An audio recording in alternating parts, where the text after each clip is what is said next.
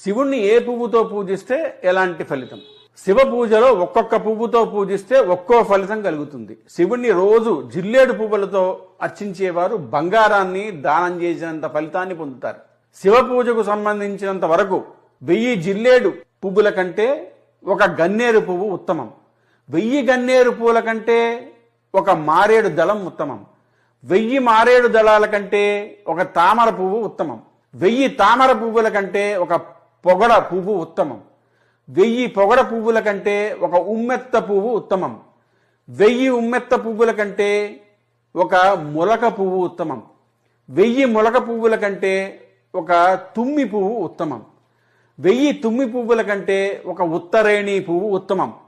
1000 ఉత్తరేణి పువ్వుల కంటే ఒక దర్భ పువ్వు ఉత్తమం. 1000 దర్భ పువ్వుల కంటే ఒక జమ్మి పువ్వు శ్రేష్టం.